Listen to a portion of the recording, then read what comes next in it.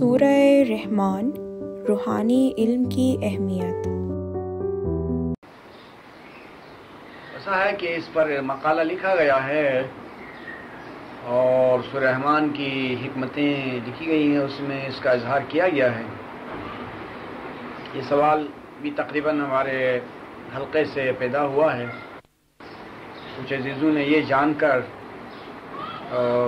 سوال پیدا کیا ہے، یہ جاننے کے بعد کہ اس کا جواب کیا ہونا چاہیے، وہ یہ کہ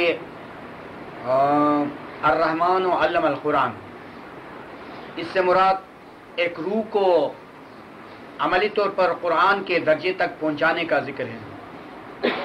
وہ عقل کل ہے، کیونکہ قرآن کا آغاز بھی وہیں سے ہوتا ہے کہ خدا نے قرآن سکھایا، تو کسی کو سکھایا، کسی ہستی کو سکھایا، تو سب سے بڑے پیمانے پر خدا نے قرآن عقل کل کو سکھایا، چونکہ وہ عقل کل ہے اور وہ ایک عظیم فرشتہ ہے اور وہ قلم الہی ہے اور وہ خدا کا عرش بھی ہے۔ اگر ایک انسان سے یہ بات ہوتی تو اس کا مطلب ہم یہ لیتے کہ چلو تھوڑا سا کوئی پارس پڑھایا یا قرآن کی عبارت پڑھائی یا کچھ عربی کی زبان کے لحاظ سے، صرف نحو کے لحاظ سے کچھ قرآن پڑھایا، ہم اس کے یہ معنی لیتے ہیں۔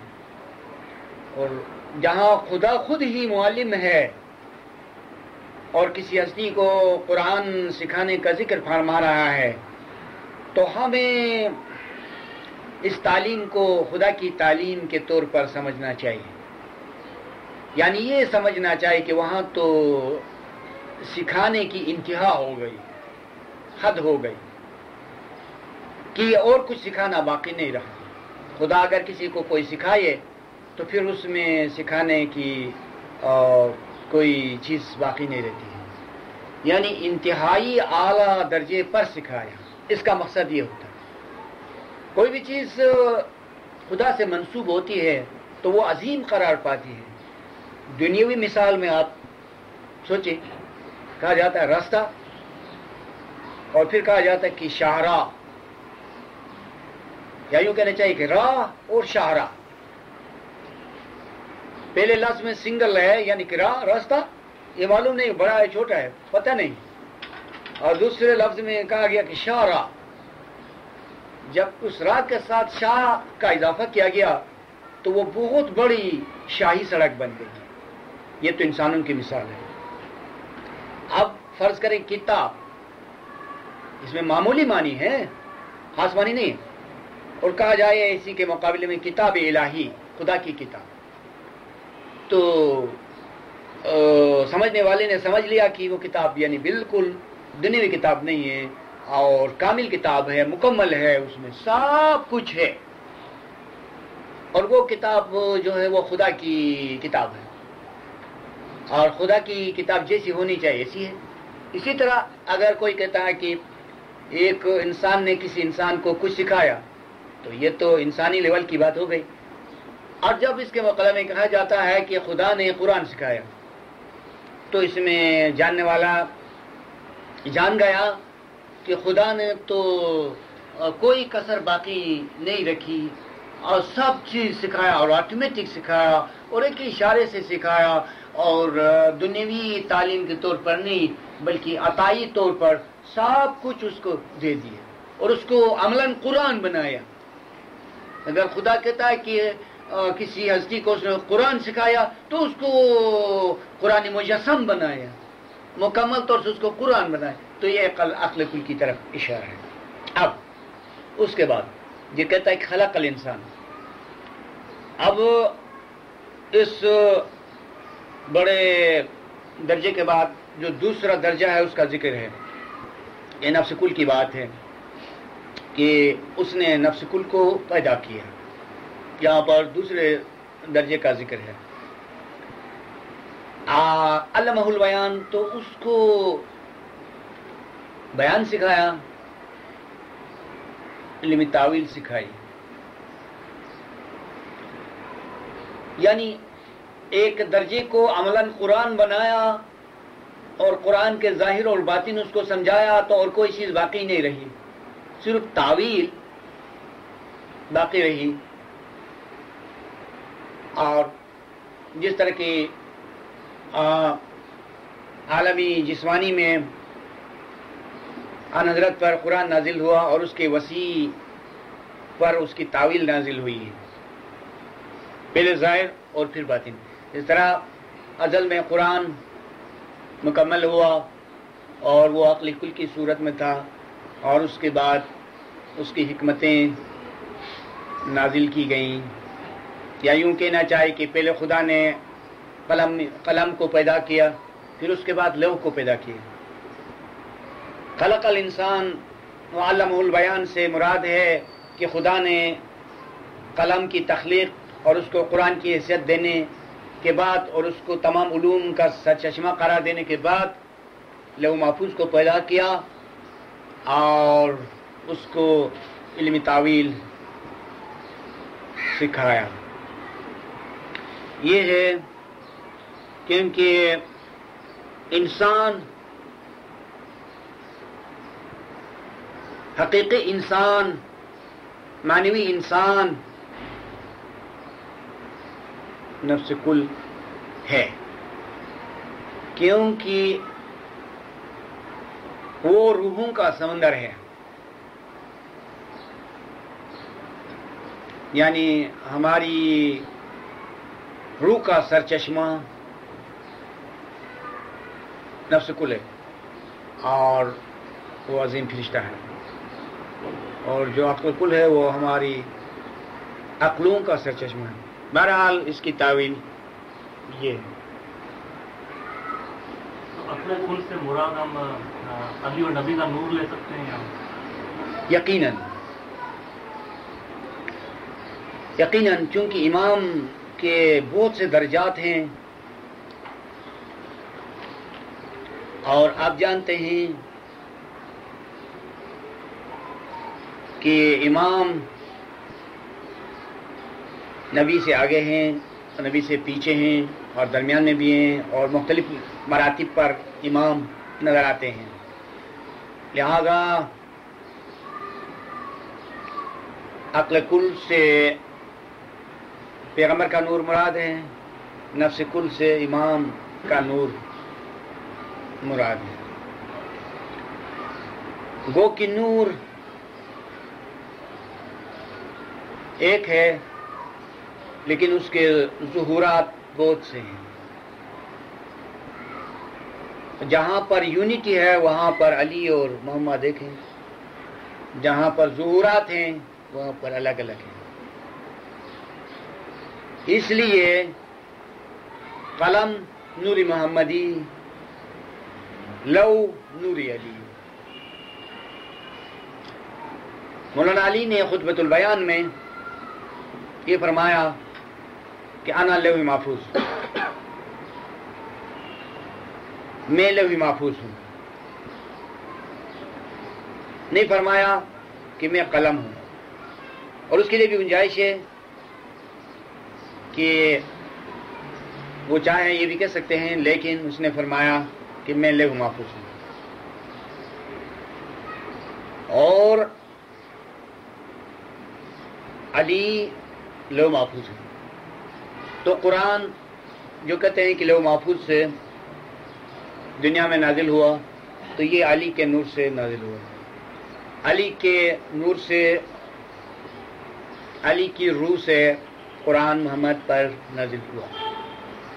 اس کے لیے تھوڑی سی مزید وضاحت کی ضرورت ہے، نہیں تو پھر یہ بات ادھوری ہو جائے گی. یہ ہے کہ بے شک قلم لکھتا ہے، لو تختی اس کو سنبھالتا ہے. اگرچہ نور محمدی نے قرآن نور علی میں لکھا تھا، لیکن محمد کی شخصیت پر قرآن کہاں سے نازل ہوا؟ اس کو اپنے نور سے نازل نہیں ہوا، علی کی روح سے نازل ہوا.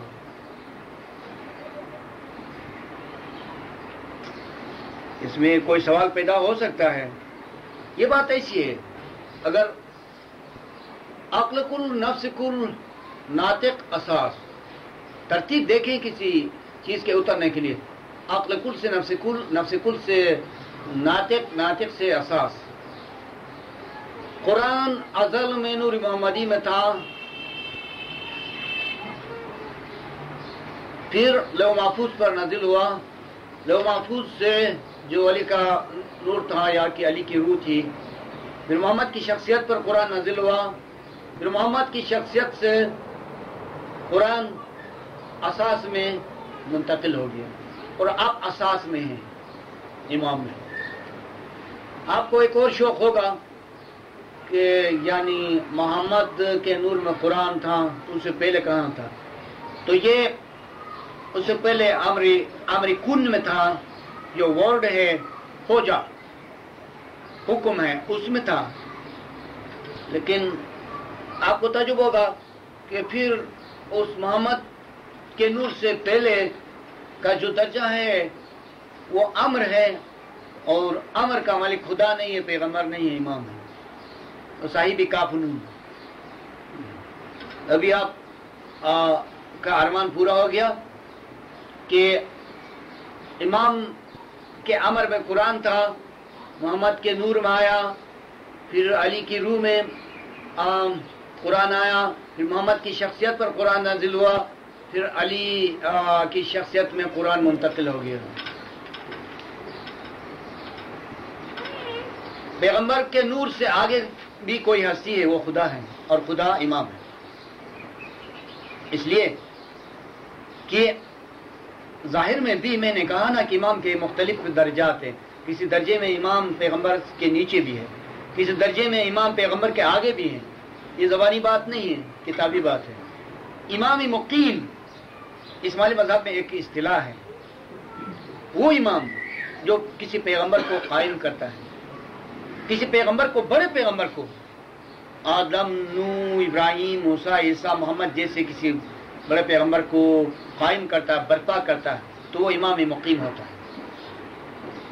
یہ خدا اور آدم کے درمیان جو قرآن میں باتیں ہیں، وہ امام اور آدم کے درمیان کی باتیں ہیں. پریشان کو بات ہے نا کہ انا والی میں نور واحد، اس کی بھی تشریح کہاں جاتی ہے؟ یہ آپ نہیں دیکھتے ہیں کہ یہ بات اس طرح سے ہے کہ درخت سے پھل پیدا ہوتا ہے اور پھل سے درخت پیدا ہوتا ہے. یہ ان مقامات کے لیے ہے کہ علی سے یعنی عقل کل سے نفس کل پیدا ہو گیا، اور نفس کل سے ناطق پیدا ہو گیا، اور ناطق سے پھر اساس پیدا ہو گیا. تو یہ ہے ان کے آپس میں نور ایک ہونے کا. سر ابو طالب کو پھر ہم امام مقیم کہہ سکتے ہیں؟ جی ہاں.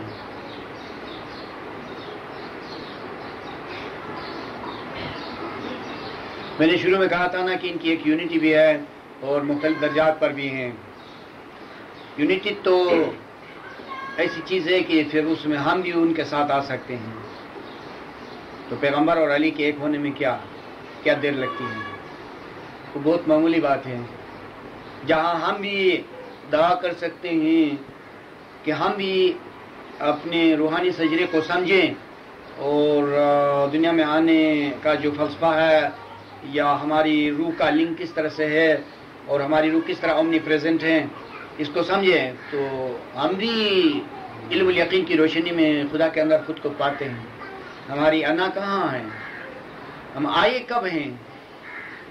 یعنی کوئی حقیقت یعنی سورس سے الگ ہو کر نہیں آتی ہے. یہ جو ہم کو سکھایا بتایا جاتا ہے اور ہر بار دعا گزاری جاتی کہ اصل میں واصل ہو، یہ کہنے کے لیے ہے. حقیقت اس کی کچھ اور ہے. ہم اصل میں پہلے سے واصل ہیں. یہ صرف یہ جاننا ہے اور اعمال سے اپنے اندر پاکیزگی لا کے بھروسہ کرنا ہے اور یقین رکھنا ہے. چلو دعا کریں، یہ تو ایک رسم کی بات ہے، رسم پر کوئی پابندی نہیں ہے، لیکن عملاً کس طرح پیدا ہوتی ہے؟ دنیا کے اندر اگر کثرت ہے تو یہ توحیدی کثرت نما ہے، وحدتی کثرت نما ہے. لفظ میں ذرا ابہام ہو گیا. دنیا کے اندر جتنے لوگ ہیں، جتنی روحیں ہیں، ان تمام روحوں کی اوپر سرچشمے میں ایک یونٹی قائم ہے. کوئی بھی چیز یونٹی سے الگ ہو کر یعنی خدا کے نور سے الگ ہو کر نہیں آتی ہے. اس کا سایہ آتا ہے, اس کی کرن آتی ہے, اس کی لائٹ آتی ہے. دنیا کو اگر آباد کرنا ہے تو سورج کے لیے کیا ضرورت ہے کہ اپنے مقام کو چھوڑ کے زمین پہ اترے؟ بہتر یہ ہے کہ وہ اپنی دھوپ کو, روشنی کو, کرنوں کو بھیجیں. یہی کرنیں اور یہی دھوپ سورج کی نمائندگی کرتی ہیں. تو اسی طرح محمد اور علی بھی اپنے اصلی مقام سے کب اترے؟ یہ تو ان کی شخصیت ہے, یہ تو عکس ہے. تو ہم کب یعنی دنیا میں آ گئے ہیں؟ یہ تو ہمارا سایہ ہے. ہم اب بھی خدا کے ساتھ اصل میں واصل ہیں. تو پھر محمد اور علی کے ایک کے نہ ہونے کا سوال پیدا نہیں ہوتا ہے. وہ تو ہمیشہ سے ہیں. ہم بھی ان کے ساتھ ان کے فرزندوں کی حیثیت سے ایک ہیں. تو فرزند بھی باپ کے ساتھ برابر ہوتا ہے مستقبل میں. لیکن روحانیت میں ماضی اور مستقبل نہیں ہے. ازل میں جو کچھ ہے ابد میں وہی ہے, اور ابد میں وہی ہوگا جو ازل میں ہے. یہ تو دیکھنے کی چیز ہے, یہ نظر کا دھوکہ ہے, فریبی نظر ہے. اور حقیقت میں دیکھا جائے تو ہماری جو اصلی انا ہے, جو خودی ہے, وہ اپنی حالت پر قائم ہے. اور خدا نے جو ہم سے وعدے کیے کہ ہم تم کو یہ کریں گے وہ کریں گے, وہ صحیح بات ہے, لیکن اس معنی میں نہیں کہ کوئی نئی چیز ہوگی. ہمارے سامنے سے وہ سائے ہٹائے جائیں گے, پردے اٹھائے جائیں گے, اور ہمارے اندر جو شعور ہے اس کو اس قابل بنایا جائے گا کہ ہم اپنی اس ازلی حقیقت کو سمجھ پائیں گے. یہ ہوا ہمارا خدا سے واصل ہو جانا, اصل سے واصل ہو جانا. ورنہ ایک حدیث ہے, اس کو ذرا سوچیں. حدیث میں یہ فرمایا گیا ہے کہ تم اے ابن آدم میری اطاعت کرنا تاکہ میں تم کو اپنے مانند ایک خدا قرار دوں گا, خدا بناؤں گا. اگر اس کو اسی فلسفے کے بغیر سمجھیں جو میں نے ابھی پیش کیا تو عجیب سی بات ہوگی. وہ یہ کہ وہ خدا جو پرانا ہے ہم کو ایک نیا خدا بنائے گا تو پھر بھی ہم اس جیسے نہیں ہو سکیں گے. حالانکہ اس حدیث میں یہ کہا گیا ہے کہ وہ خدا نئے خدا کو اپنے مانند قرار دے گا.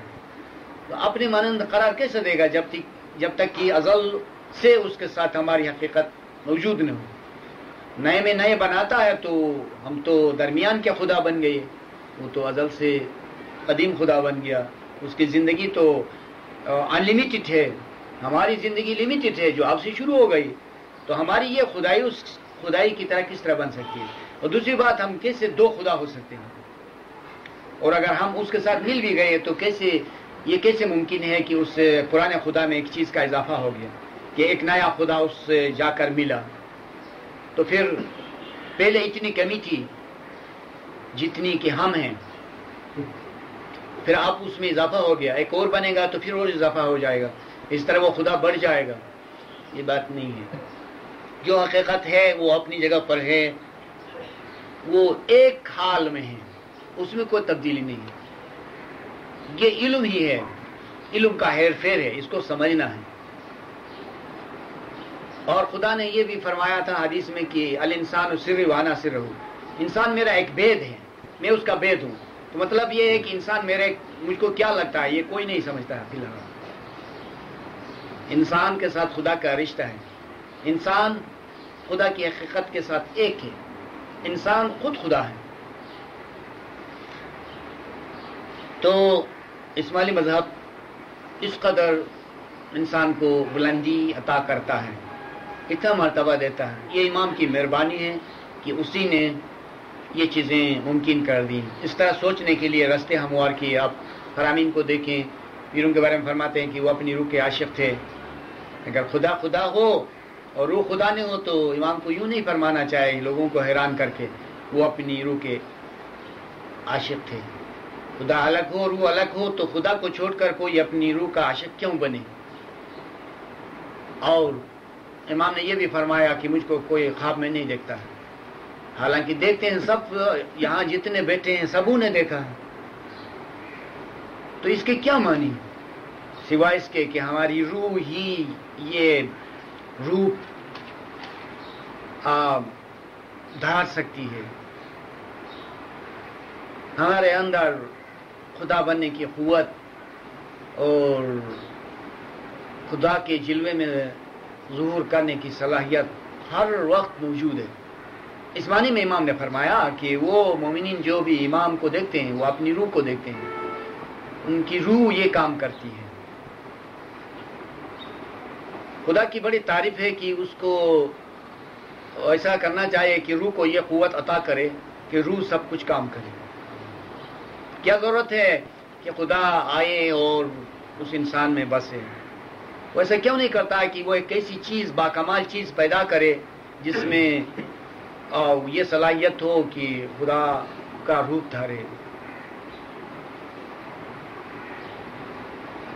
آپ دو خداؤں کو فرض کریں. ایک خدا ایسا ہے کہ وہ کسی بندے کو اپنا مرتبہ نہیں دے سکتا ہے، یا بخیلی کی وجہ سے یا کمزوری کی وجہ سے. دوسرا خدا ایسا ہے کہ ایک بندے کو اپنی ذات سے ملا لیتا ہے اور اپنی مرتبے میں اس کو لاتا ہے. تو کون سا اچھا ہے؟ میں تو اس کو مانوں گا جو جس میں بخالت نہیں ہے، جو سب کچھ دینے والا ہے. یہ اسماعیلی مذہب کا ہے. اور تیسری بات یہ ہے کہ کیا ضرورت ہے کہ ایک یعنی چیز کو پیدا کرے ناقص اور پھر اس کو آہستہ آہستہ کمال دے. ایسا کیوں نہیں ہے کہ ازل سے لے کر ابد تک ایک شخص کو، ایک ہستی کو مستغنی رکھیں، اس کو اپنی ذات کے ساتھ رکھیں، اس کو کبھی محتاج نہیں بنائیں. اور اگر محتاجی ہے یا دنیا میں آنا ہے صرف یہ سائے کی بات ہے. سائے سے کون ڈرتا ہے؟ امام نے فرمایا کہ تم دنیا سے گزر جاؤ، تمہارا جسم کتوں کے سامنے پھینکا جائے، آگ میں جلایا جائے، تو تم کو کیا اس میں؟ تمہاری روح کو تو نجات ملی ہے، نجات مل چکی ہے. تو یہ مومن کے اوپر دیکھنے کا ثبوت ہے کہ امام نے فرمایا کہ مومن کی نگاہ بلندی کی طرف ہونی چاہیے. کوئی مذہب ایسا نہیں ہے جو یہ حوصلہ دے. کوئی مذہب ایسا نہیں ہے جو اس طرح سے سوچے. تو صرف اسماعیلی مذہب ہے. جو اسماعیلی مذہب ہے وہ آفاقی اور کائناتی مذہب ہے. اس میں سارے مذاہب جذب ہونے والے ہیں اور اسی سے دنیا بھر کے مذاہب پیدا ہوئے تھے اور کل کو یہ سب مذاہب اسی میں جذب ہو جائیں گے. لیکن کس طرح جذب ہو جائیں گے؟ اس طرح اس حالت میں نہیں. اسلام اپنے روپ کو تبدیل کرے گا. ان الاسلام بدا غریبا وسیعود غریبا. اسلام شروع میں بھی انوکھا اور نرالا تھا، کوئی اس کو نہیں پہچانتا تھا. زمانہ رسول میں اگر دنیا والے اسلام کو پہچانتے، کہتے کہ خدا کا دین ہے، تو سب اس میں داخل ہوتے. اس کو نہیں پہچانا لیکن کچھ لوگوں نے اس کو صحیح معنوں میں پہچانا یا اس میں انہوں نے پناہ لی دنیا کے خطرات سے بچنے کے لیے، مرنے سے، لٹنے سے بچنے کے لیے. اچھا، اب سب لوگ اسلام کا دعویٰ کرتے ہیں لیکن خدا خیر الماکرین ہے. اس کی سیاست بھی بہت عجیب ہے. آہستہ آہستہ آہستہ آہستہ آہستہ اسلام ان کے ہاتھ سے چھین لے گا اور پھر دوسرے راستے سے اس کو ایک ایسا رنگ دے گا اسلام کہ کوئی اس کو نہیں پہچانے گا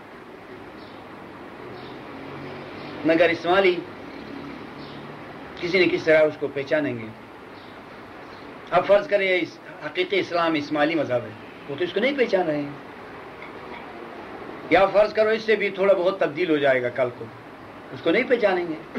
بلکہ خطرہ ہے کہ اپنی جو کمزور اسماعیلی ہے وہ بھی حقیقی اسلام کو نہیں سمجھے. اچھا، پھر یہ کیوں؟ اس لیے کہ جو اس کے مستحق نہیں ہے وہ اس کے دامن سے الگ ہو جائیں گے. وہ گمان میں، وہ قیاس میں رہیں اور حق ان سے چھین لیا جائے گا. جو سچائی ہے، جو صداقت ہے، وہ اس کے اہل نہیں ہے. انہوں نے رسول کے بعد بے وفائی کی، رسول کے جانشین کو نہیں پہچانا. اس لیے یہ تو بہت بڑے راز کی بات ہے. آج پہ بھی زیادہ بحث نہیں کریں تو اچھا ہے.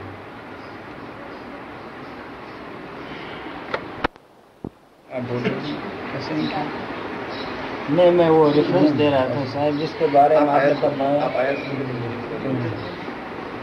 وہ ہے نا قلوی جبرد الناس ملک الناس الہ الناس من شر الوسواس الخناس الذی یوسوس فی صدور الناس من الجنۃ والناس.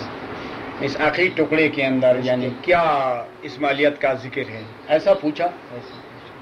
تو میں نے ہنستے ہوئے کہا کہ اتفاقاً آپ نے ایک ایسا سوال پوچھا جو کہ میں نے رائٹنگ میں اور کتابی شکل میں اس کو شائع کیا ہے، اور قرآن اور روحانیت میں اس کا ذکر ہے.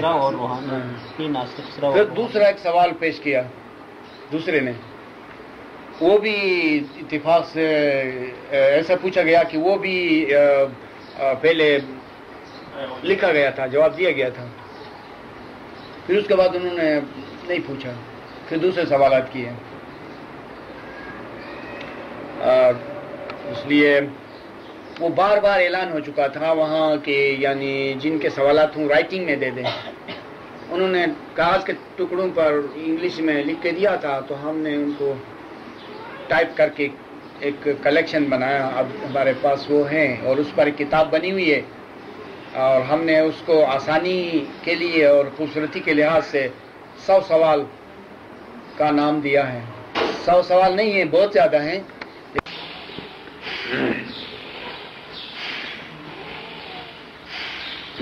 شکر. یہ ساری ریاضت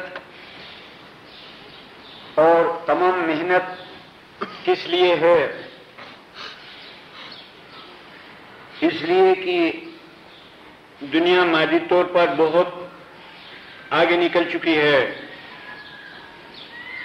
دین کا ایک معمولی سا علم کیسے کافی ہو سکتا ہے،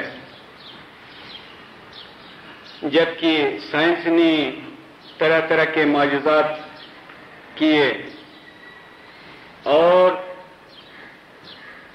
دنیا بھر کے لوگ ظاہری علوم کو، سائنس کو اور مادی قسم کے فلسفے کو مانتے ہیں.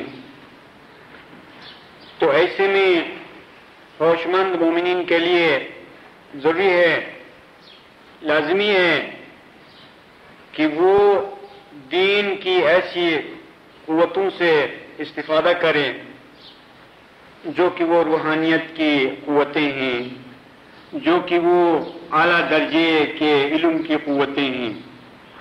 ہمیں اس وقت اپنی نئی نسل کے لیے سوچنا ہے کہ ہم اس اپنی نئی نسل کو کیا دیں علم کے سلسلے میں کہ وہ دنیا کے ساتھ مقابلہ کر سکے اور مطمئن ہو سکے کہ ہمارا دین حق ہے.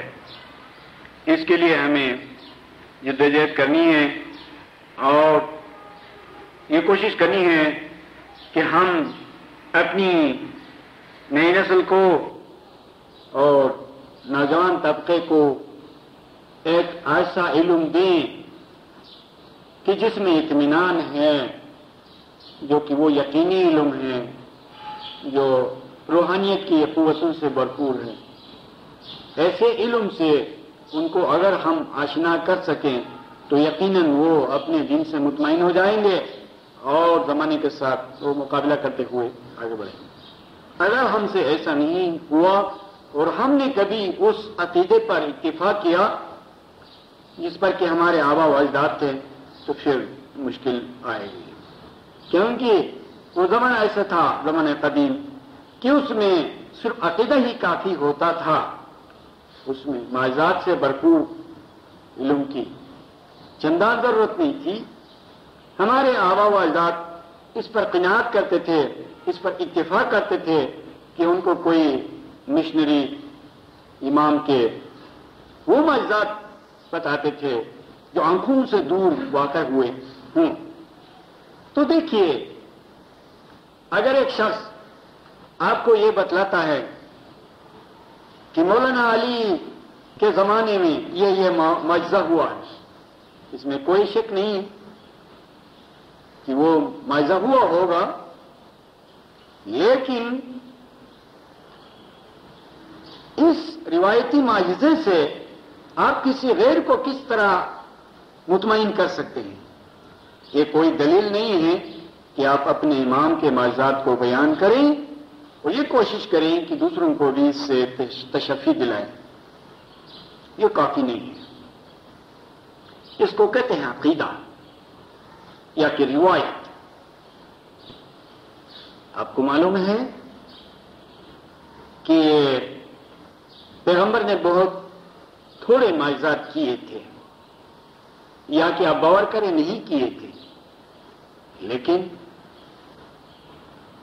آج مسلمانوں کی بہت ساری کتابیں پیغمبر صلی اللہ علیہ وسلم کے معجزات سے بھرپور ہیں. اور اسی طرح مولانا علی نے کتنے معجزات کیے تھے؟ بہت تھوڑے کیے ہوں گے، ہو سکتا ہے کہ وہ بھی نہ کیے ہوں، لیکن آج دنیائی شیعیت علی کے معجزات سے بھر گئی ہے. آپ کی کیا رائے ہے اس سلسلے میں؟ کیا آپ سنی سنائی باتوں کو قبول کرنا چاہتے ہیں